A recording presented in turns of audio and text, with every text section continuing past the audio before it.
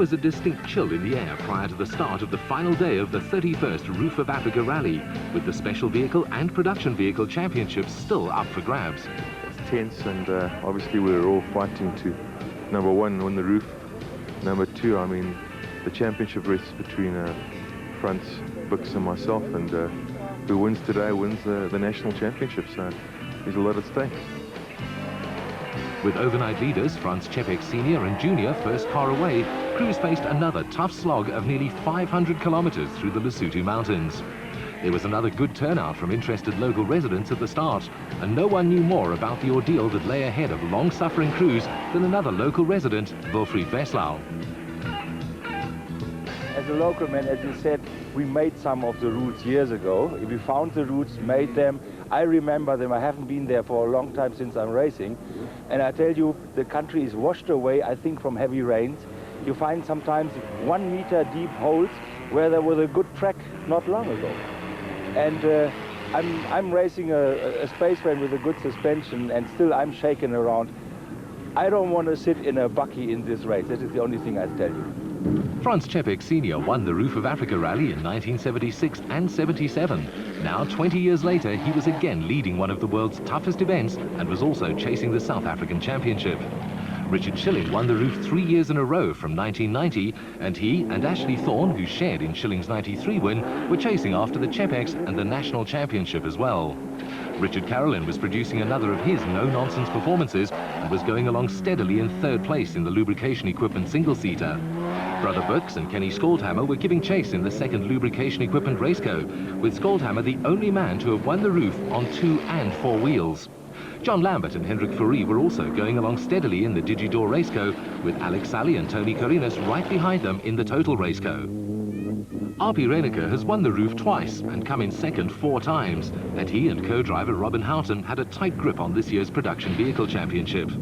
The dealer team Land Cruiser pair were ahead of Woolwich Vermaak and Parker Joubert, the only 2 crews who could catch them in the championship. Neil Woolwich, who's also won the Roof on 2 wheels, and Paul Vermaak were a solid second in the Mitsubishi Pajero, with Cliff Barker and Malcolm Joubert on a charge to make up for lost time on day 2. It was tough going, but there were solid performances from Mike Redden and Hein Lattergaan in the Storm Pennzoil Land Rover. Llewellyn Anthony and Chris Birkin were on course for a top 5 finish in the diesel Toyota Hilux, and after problems on day 1, Arthur and Scott Abraham were fighting their way through the field in the big creepy crawly Hugbug.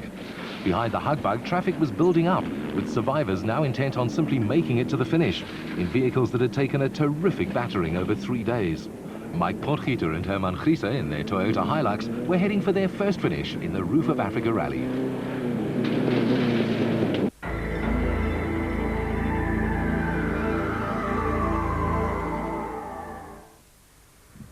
The 31st Roof of Africa Rally was now entering its final stages, with competitors on the first of 2 loops that would take them to the finish. With the going tougher than anyone expected, the second loop was to be cancelled because of time restraints, with Richard Schilling and Ashley Thorne now more than an hour ahead of the Čepek father and son combination. The Čepeks lost time through taking the wrong route, and behind them there'd been a change in the order, with John Lambert and Hendrik Fourie moving ahead of Richard Carolyn in the single-seater lubrication equipment raceco. This was the closest battle of the race, with Wilfried Weslau and Wolf-Peter Fumfai still going strong in the total raceco. Reigning champions RP Reneker and Robin Houghton still had a tight grip on the production vehicle category in the dealer team Toyota Land Cruiser, but behind them Cliff Barker and Malcolm Joubert were making a brave fight of it in the Pennzoil Land Rover.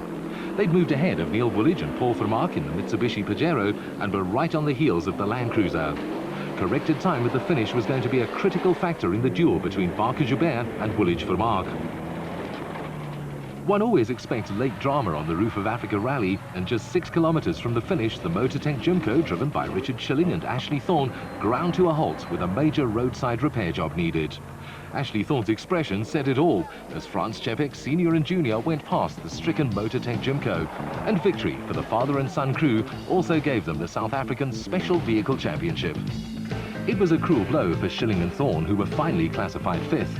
Richard Carolyn finished just 7 minutes behind the Čepeks, with solid performances from Lambert Fourie and the Weslau Fumfai combination. It was a great moment for the Čepeks, with Frans Sr. winning his 3rd Roof of Africa 20 years after his last victory. It was also a great moment for RP Reneker, who put his grief behind him to win the production vehicle category and, along with Robin Houghton, take the championship for the third year running. Ek is baie bly ons het gekom en ek is bly dat ons gewen het vandag. Ek is bly vir Robin se pad.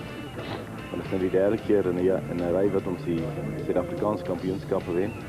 So ek glo ek dink hy behoort daarom ten minste nou sy sprongklere te kry.